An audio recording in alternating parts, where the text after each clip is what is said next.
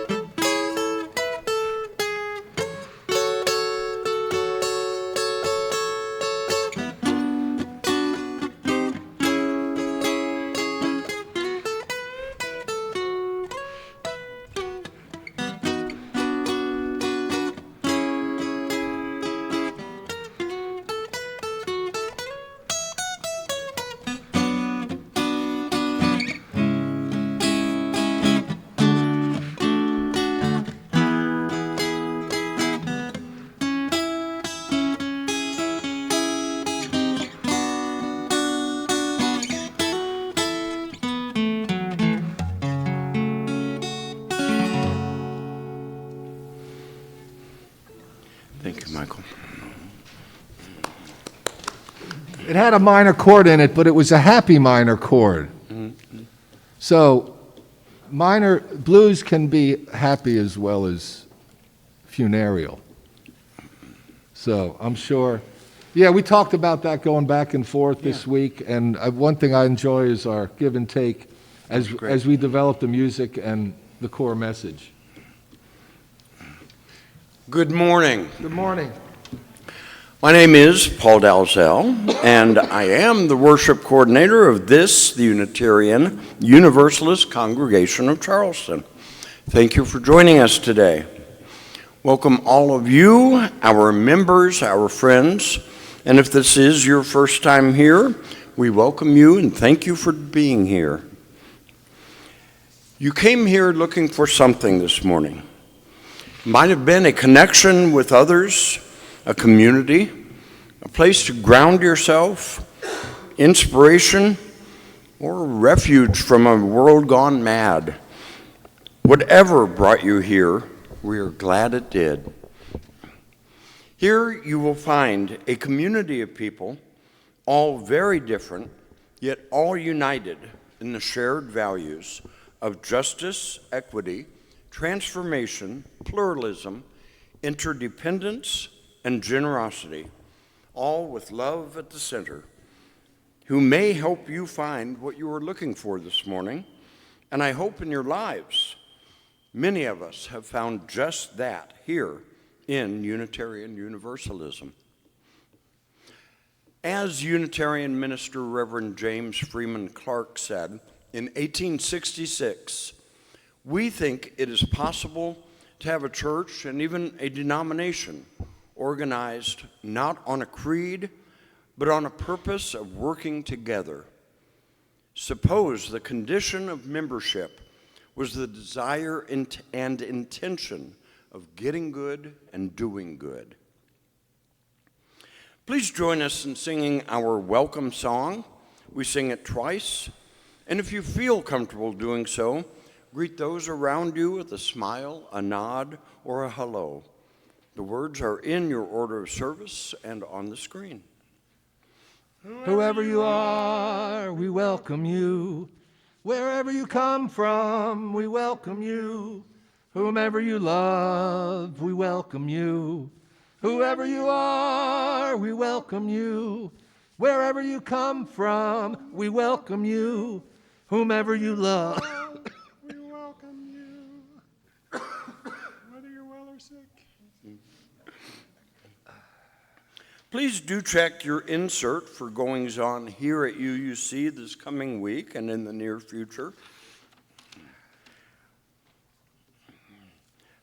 A first announcement, I would like to offer our music coordinator, Jamie Edwards, our best wishes. Jamie woke yesterday with one of these awful viruses that are going around. He can't be with us today. Mike and Sam have stepped up in his place. Thank you both for this and everything you do. I know we all wish Jamie a quick recovery. For our chalice lighting this morning, we have a Spark of Hope by Melanie Davis. Please read it in unison with me as Maria lights our chalice. If ever there was a time for a candle in the darkness, this would be it. Using a spark of hope, kindle the flame of love, ignite the light of peace, and feed the flame of justice. Our first song for all is number 162, Gonna Lay Down My Sword and Shield. Please rise in voice, body, and spirit as you are willing and able. The lyrics will also be on the screens.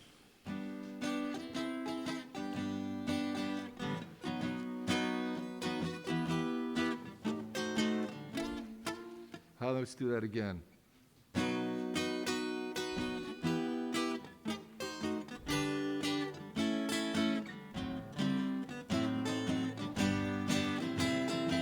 There it goes.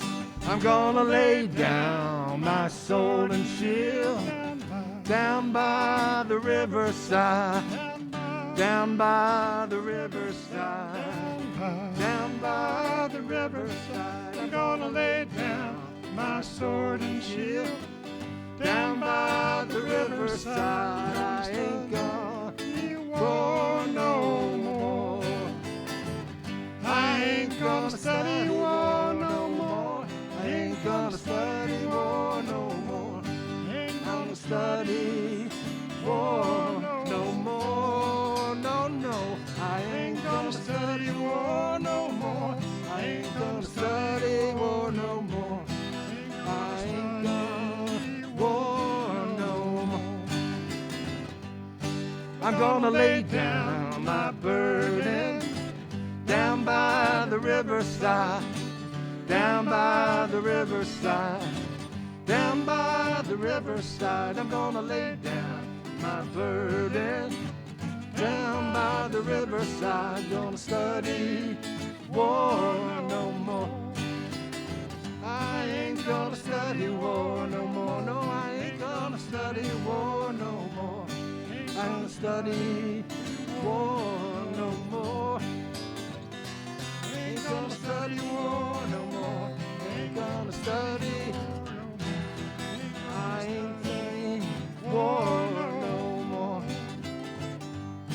I'm gonna shake hands around the world. Everywhere I roam. Everywhere I roam. Everywhere I roam. I'm gonna shake hands around the world. Everywhere I roam. And study war no more. I ain't gonna study war no more. Ain't gonna study war no more. Ain't gonna study war no more. Ain't gonna study war no more. Ain't gonna study war no more. Ain't gonna study war no more.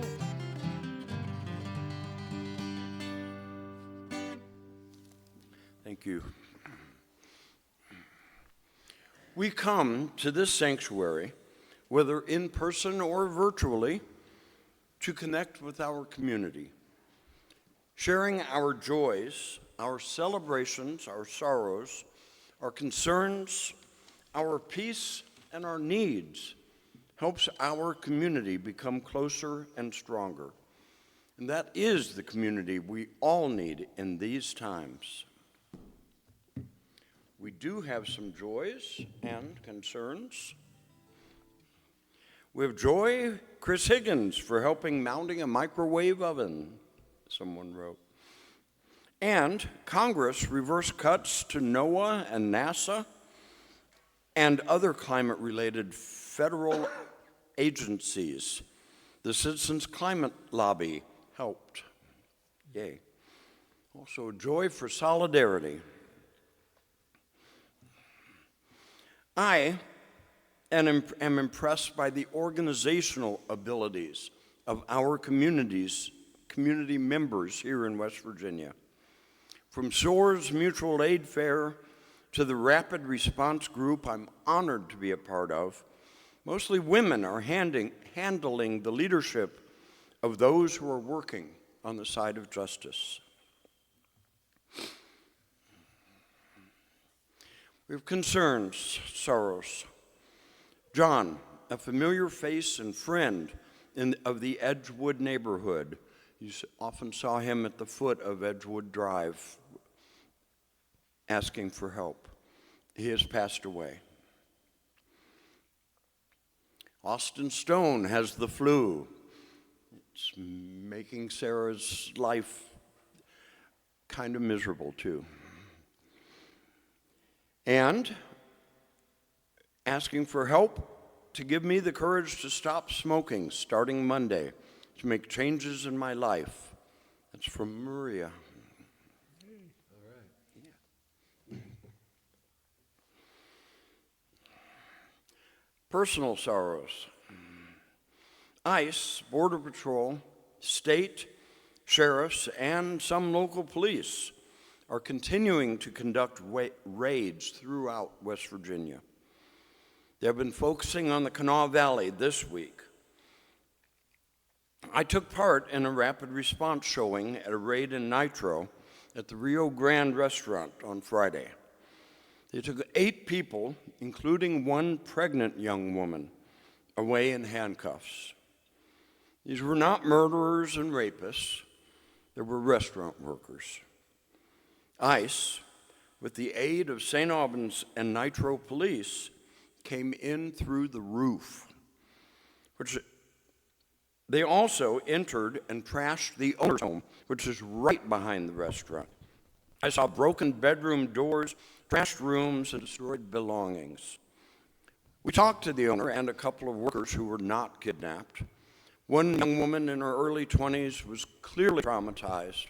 She stayed strong while wiping tears off of her face. To add insult to literal injury, the restaurant sits 2 doors down from the Nitro Police Department. Nitro PD are regular customers because the owner doesn't charge officers and first responders. They eat there for free. I saw them standing outside after the raid, laughing about it. As Reverend Cindy Briggs Biondi said, when agents laugh while workers are detained, that laughter is not a minor detail. It is the moral center of the story. Laughter reveals what the operation is really doing. It is not protecting a community. It is humiliating it. There is a type of laughter that happens when someone is dehumanized so thoroughly that their fear becomes entertainment. This cruel type of laughter is not new. It appears whenever human beings are treated as disposable in jails, in slave markets, in concentration camps, and detention centers. In the long history of state violence dressed up as law and order. This inhumane treatment of a vulnerable population cannot continue. It's not who we are as a people. For all these joys and sorrows, both spoken and unspoken, may we remember, shared joy is multiplied and shared sadness is diminished. Please join me in reading in unison Our Covenant to Each Other by James Vila Blake.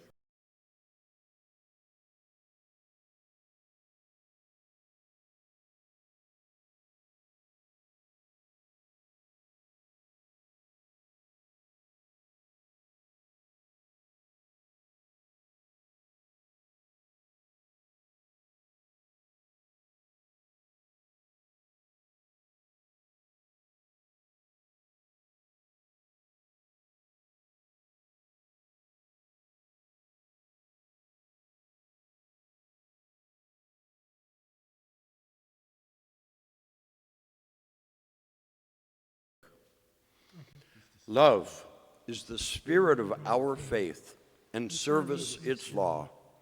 This is our great covenant, to dwell together in peace, to seek the truth in love, and to help one another. Our offering words today are a greater good for ourselves and our world by our former contract minister, Kayla Parker. We know that our financial contributions to this congregation come from sacrifice and hard work. We are so grateful for this and commit together to ensure the funds we gather collectively do a greater good for ourselves and our world than they could have done alone.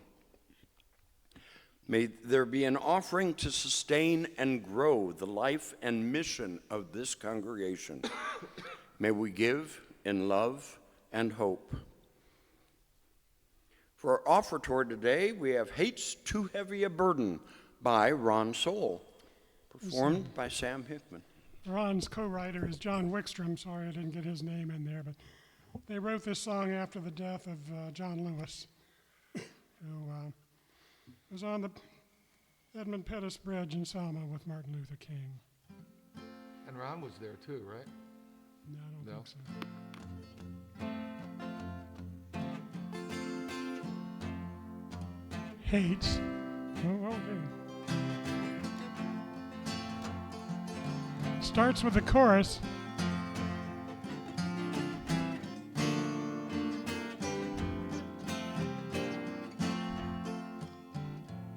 Well, hate's too heavy of a burden, gonna lay it down, lay it down, lay it down.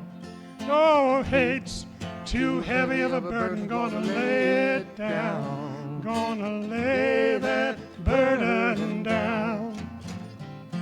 And love's a mighty force and a power, gonna lift it up, lift it up. Lift it up, oh love, the mighty force and the power, gonna lift it up, gonna lift up the power of love. Here we go. Hate's too heavy of a burden, gonna lay it down, lay it down, lay it down. Hate's too heavy of a burden, gonna lay it down, gonna lay that burden down.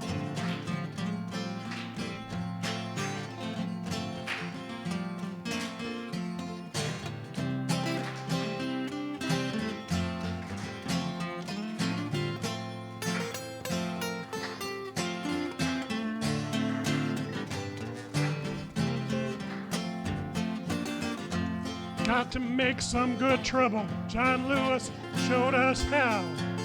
He showed us how. He showed us how. We got to make some good trouble. John Lewis showed us how. Oh yes, he showed us how. One more time. You got an hate's too heavy of a burden, gonna lay it down, lay it down, lay it down. Oh, hate's too heavy of a burden, gonna lay it down. Gonna lay that burden down. Again. Oh, hate's too heavy of a burden, gonna lay it down, lay it down, lay it down. Oh, hate's too heavy of a burden, gonna lay it down, gonna lay that burden down.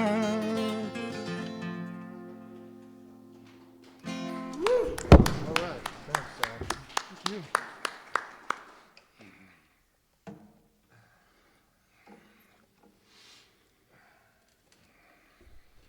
Let's take a moment to sit and breathe, to meditate, to ponder, to pray if you wish, but most of all to sit in community.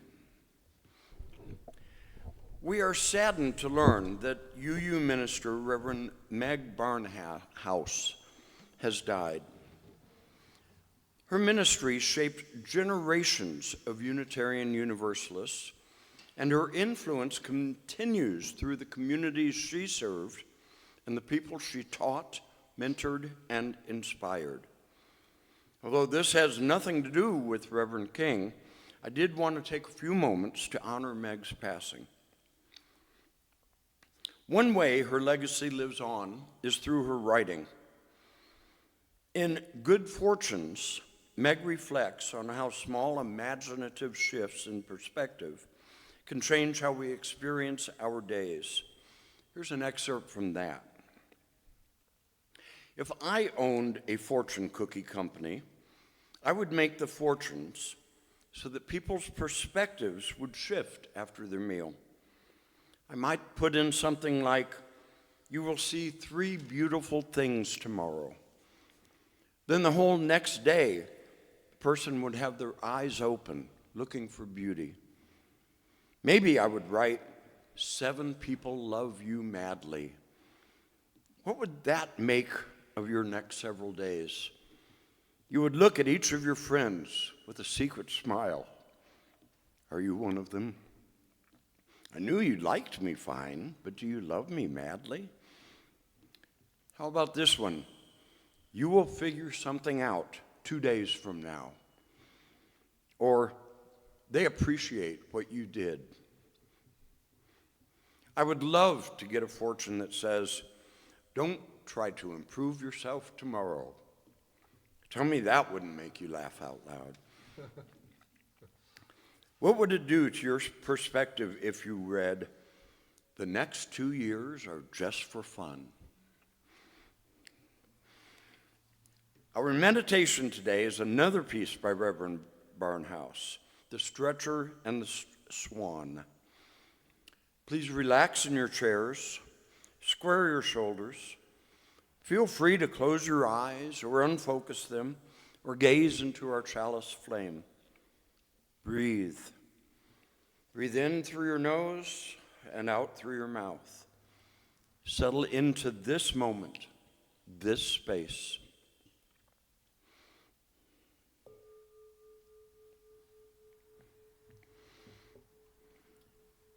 Meg writes, I drove by an accident the other day.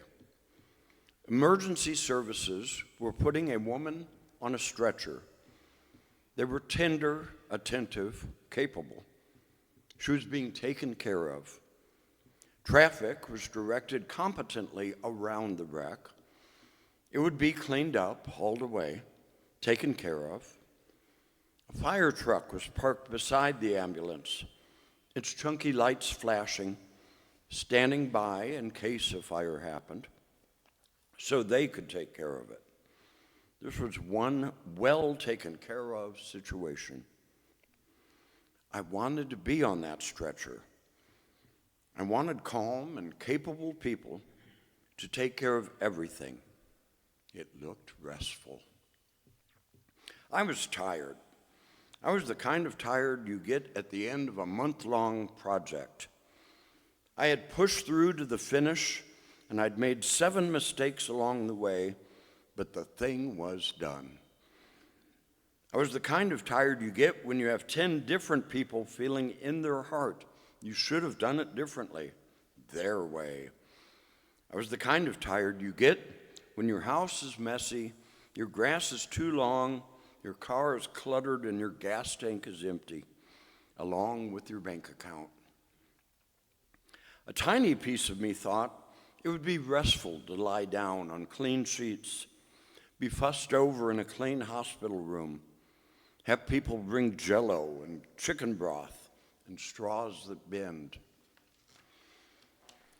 Usually, I think it's a good day when I don't have to take a ride in an ambulance. And I got back to that state of mind pretty fast.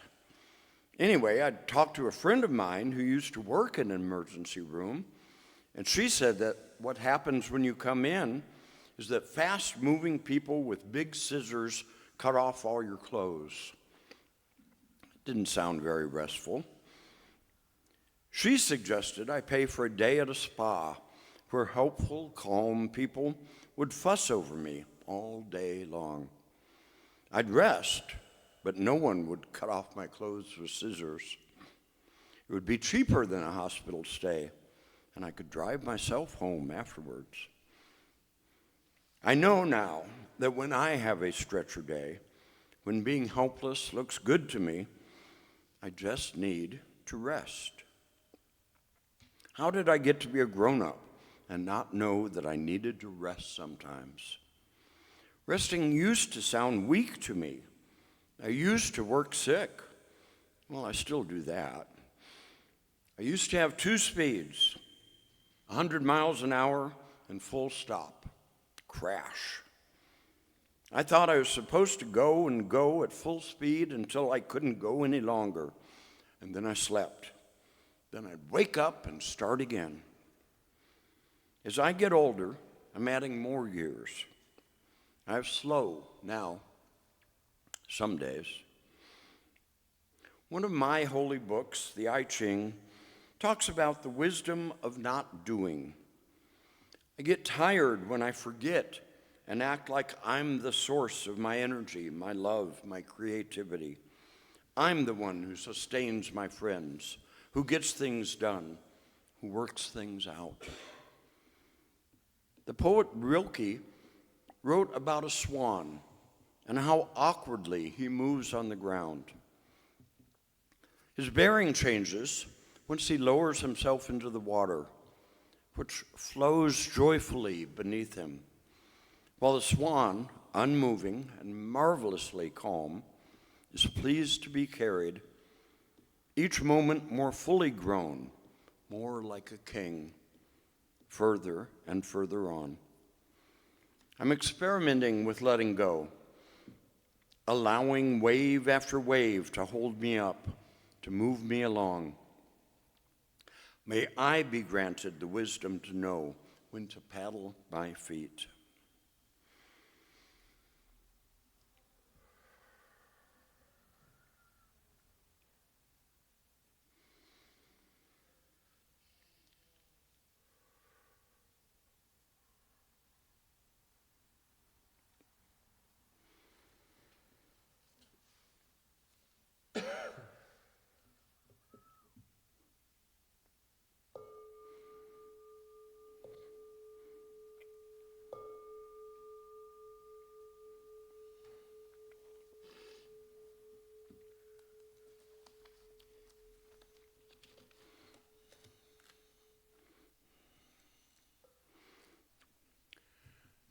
Tomorrow is the day we celebrate Martin Luther King's birthday. It's actually January 15th, 1929. Let's pretend he were alive today and in his prime today in 2026. How would he react to the state-endorsed rise in Christian nationalism as promoted by the Heritage Foundation in their roadmap, Project 2025? What would he call on us to do about the ICE raids and deportations, the assaults on protesters in Minneapolis, Portland, Chicago, and other cities? I think we know which side he'd be on, don't we? Although Reverend King was not a UU minister, he would certainly stand on the side of love.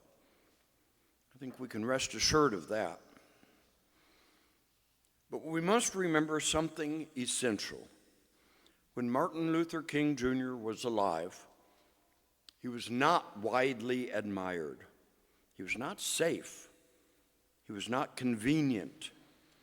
He was not considered appropriate for church, at least not the white moderate Christian churches. He was called a troublemaker. He was accused of being political. He was told to slow down, to wait, to be reasonable. So if we are asking what he would do today, we must also ask, would we recognize him if we were standing among us now? Dr. King was not simply a dreamer. He was a minister of moral courage. He believed that love was not sentimental, but demanding. That justice was not polite, but persistent. and he believed deeply that the church must never confuse order with justice, nor law with righteousness. So what would the Reverend Dr. Martin Luther King Jr. do today in a world shaped by immigration raids, detention centers, and a rising movement that claims Christianity as a badge of national dominance? I believe he would begin where he always began, with the worth and dignity of every person. Dr. King taught us that unjust laws are not merely unfortunate, they are immoral. He said that any law that degrades human rights is unjust, and that we have a moral responsibility not just to oppose such laws, but to resist them openly and nonviolently, but to resist them all the same. Today, when families are separated in the name of enforcement, when people live in fear of sudden detention, when immigrant workers are treated as criminals rather than human beings, Dr. King would not ask first whether these practices are legal. They are not. He would ask whether they are just. And when the answer is no, he would call people of conscience, especially people of faith, to stand in the gap. Not with hatred, not with violence, but with courage, disruptive love. As Tanisha Nash Laird wrote in an article titled, "What Would Dr. King Say?" A reflection on Black America today, in the Bay Banner on January 15th of this year, we are living in a period marked by profound contradiction. Black Americans occupy unprecedented positions of visibility and influence, yet the structural conditions that King spent his life challenging remain deeply entrenched. Hard-won gains are being rolled back with alarming speed. Affirmative action has been gutted by the Supreme Court, reframed as unfair advantage rather than partial remedy. Diversity, equity, and inclusion programs are now caricatured as ideological threats and systematically dismantled. Voting rights protections continue to erode. The safety net frays. And federal agencies tasked with immigration enforcement now operate with military-grade impunity in Black neighborhoods, targeting not just immigrants, but anyone perceived as an obstacle. In an interview published January 11th, President Trump said aloud what his administration has been enacting for weeks, that civil rights era protections resulted in white people being treated very badly, that the legacy of the Civil Rights Act amounts to reverse discrimination. His Equal Employment Opportunity Commission, the agency created by that very act to combat workplace discrimination, has been actively recruiting white men to file complaints against diversity programs, calling such initiatives a deliberate program of discrimination.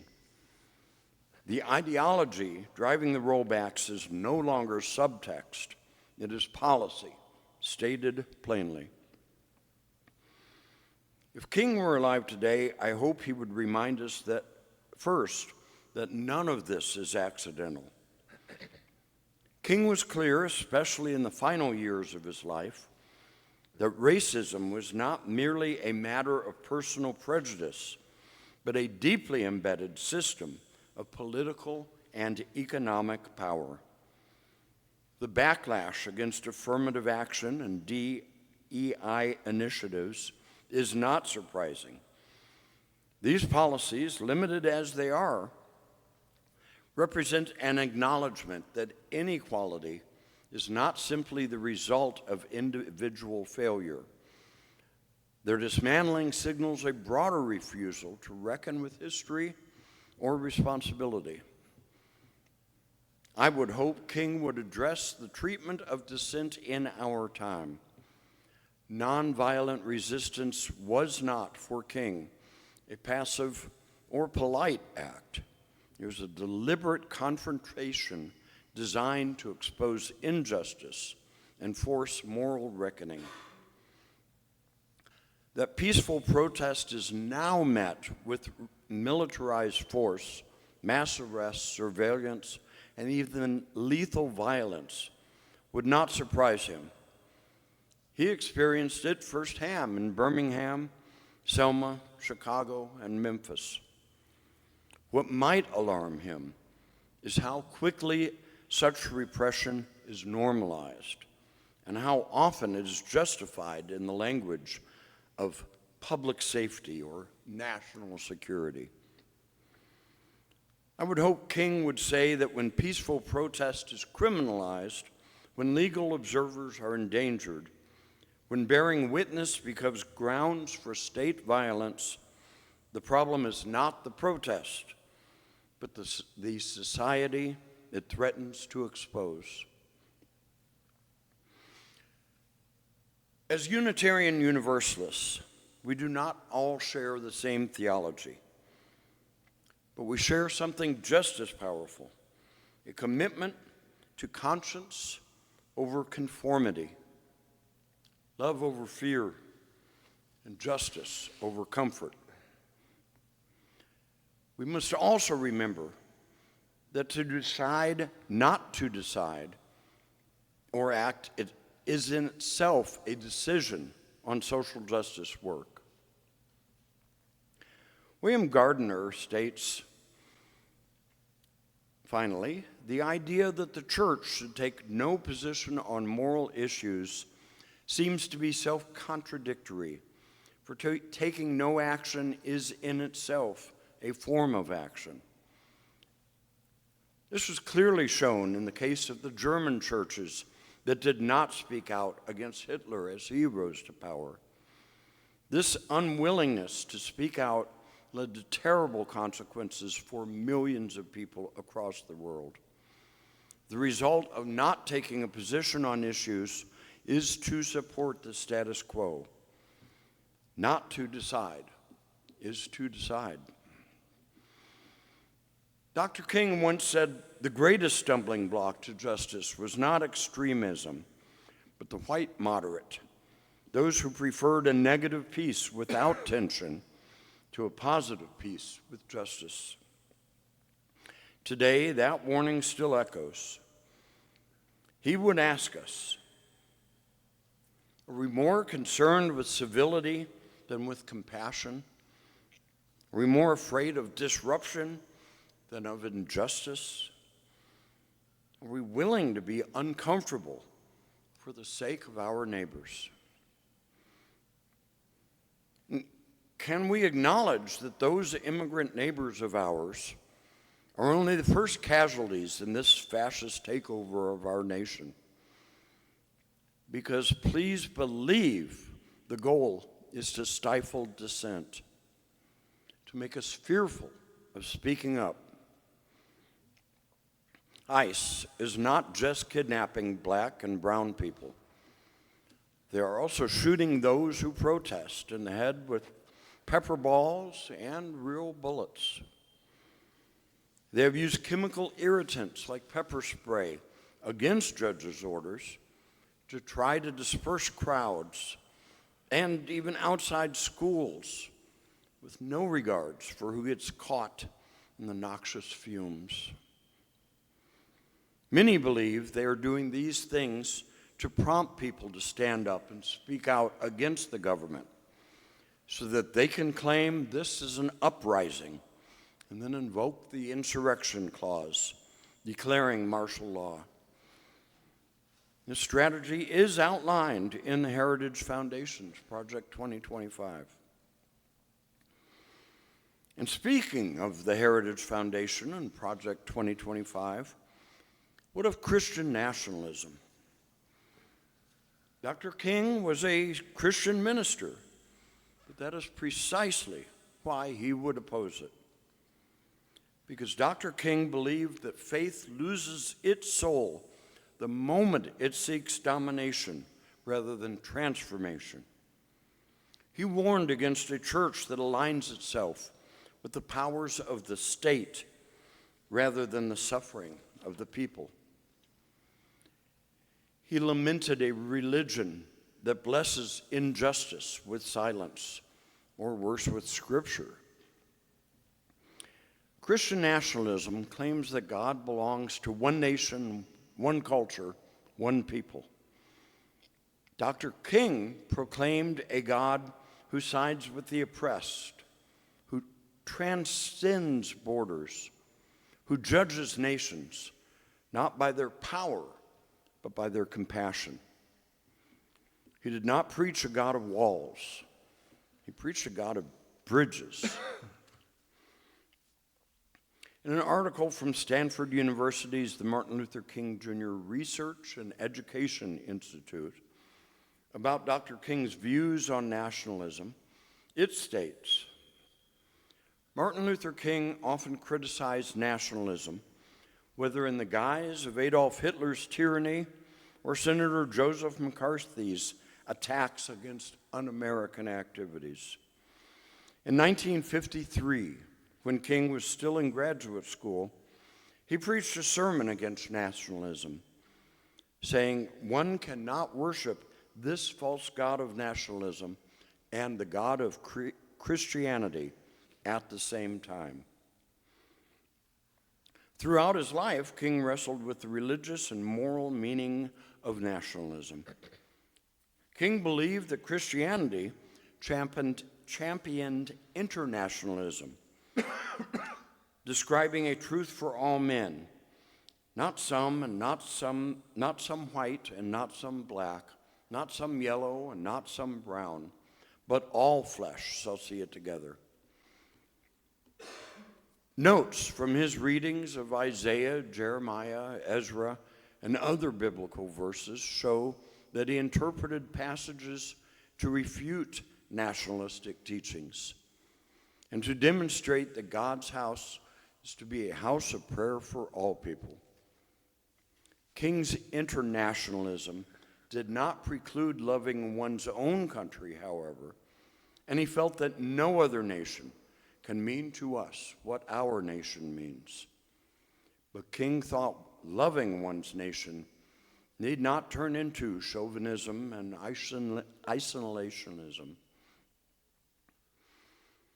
In his letter from a Birmingham jail, written on Good Friday, April 16th, 1963, Dr. King said, "You may well ask, why direct action? Why sit-ins, marches, etc.? Isn't negotiation a better path? You are exactly right in your call for negotiation. Indeed, this is the purpose of direct action. Nonviolent direct action seeks to create such a crisis and establish such creative tension that a community that has constantly refused to negotiate is forced to confront the issue. History is the long and tragic story of the fact that privileged groups seldom give up their privileges voluntarily." He writes, "You know through painful experience that freedom is never voluntarily given by the oppressor. It must be demanded by the oppressed.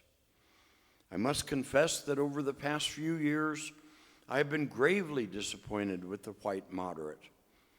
I have also reached the regrettable conclusion that the Negro's great stumbling block in the stride toward freedom is not the white citizen's counselor or the Ku Klux Klanner, but the white moderate who is more devoted to order than to justice, who prefers a negative peace, which is the absence of tension, to a positive peace, which is the presence of justice, who constantly says, I agree with you in the goal you seek, but I can't agree with your methods of direct action. In his letter from Birmingham, Reverend King argues that direct action, like the protests in Birmingham or today in Minneapolis, is essential to expose the deep-seated racism and injustice in society and to force negotiations for change. He criticizes white moderates who claim to support racial equality but are unwilling to challenge the status quo or participate in direct action, deeming them more harmful than outright segregationists. King argues that individuals have a moral obligation to disobey unjust laws, drawing on the philosophy of figures like St. Augustine and Frederick Douglass. I'll throw John Brown in that mix. The letter serves as a call to action, urging people to join the fight for civil rights and to embrace nonviolent resistance as a means to achieve justice. And he had hope for the future.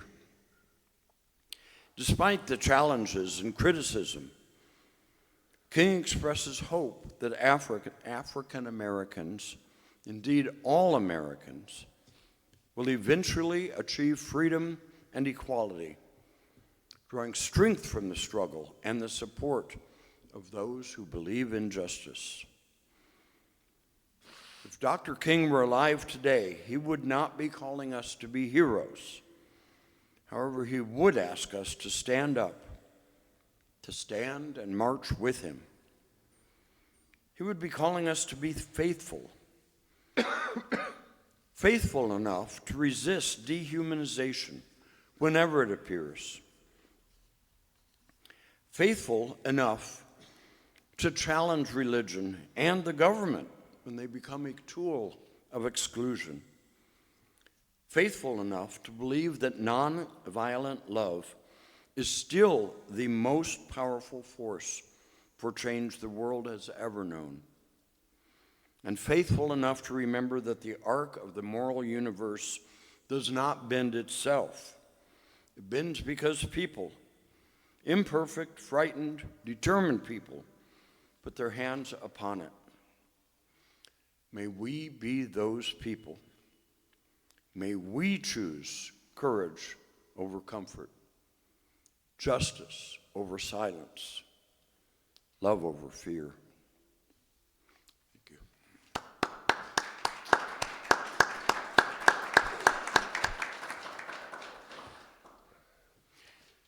Our last song for all is number 169, We Shall Overcome.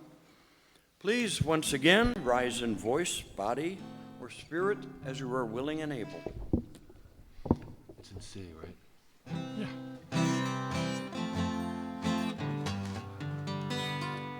That's enough. We shall overcome. We shall overcome. We shall overcome someday. Oh, deep in my heart, I do believe that we shall overcome someday. We'll walk hand in hand. We'll walk hand in hand. We'll walk hand in hand someday. Oh, deep in my heart, I do believe that we'll walk hand in hand someday. We shall all be free. We shall all be free. We shall all be free someday. Oh, deep in my heart, I do believe that we shall all be free someday. We shall live in peace. We shall live in peace. We shall live in peace someday. Oh, deep in my heart, I sure believe that we shall live in peace someday.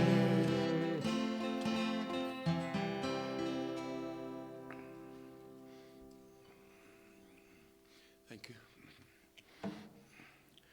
Our closing words are, "We Shall Overcome" by Jonalu Johnstone. We shall overcome. When we can truly celebrate the diversity of contributions and talent offered by all people, we shall overcome hatred and prejudice and oppression. When we can truly extend our hands to one another in loving acceptance, we shall overcome the past that haunts us now. Living in peace and freedom, we shall overcome the wrongs that have happened and the debts left unpaid. Let us join together in that commitment to overcome. Let us say amen, which, being a Trekkie, I think of as make it so. Amen. Amen. Make it so. We're going to do We Shall Overcome, the first verse all together. This song is an African-American spiritual. It was resurrected by Guy Carawan, who was the music director at Highlander Institute in East Tennessee, and taught to members of the Student Nonviolent Coordinating Committee back in the 50s and carried all over the world now.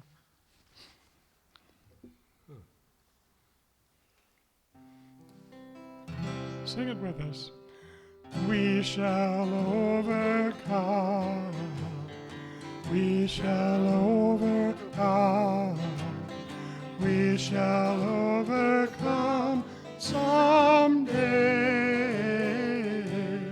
Oh, deep in my heart, I do believe that we shall overcome someday.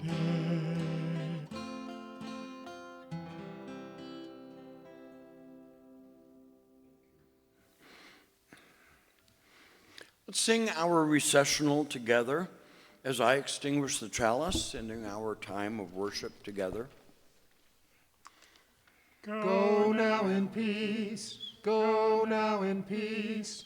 May the spirit of love surround you everywhere, everywhere you may go.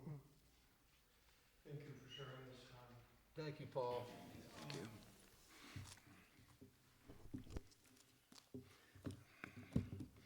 And it's potluck. There's some munchies in the other room. I made brownies. Yay. Oh yeah, there's almonds.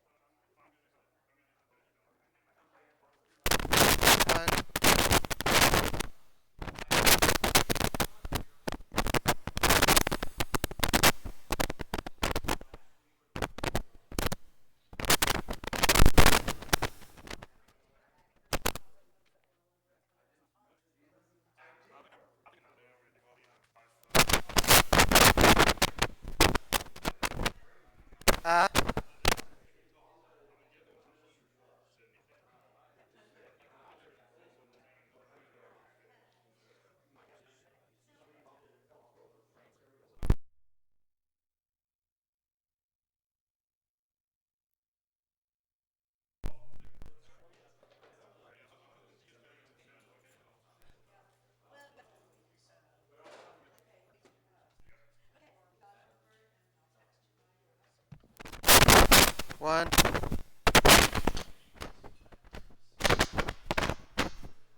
Yeah, this is bad.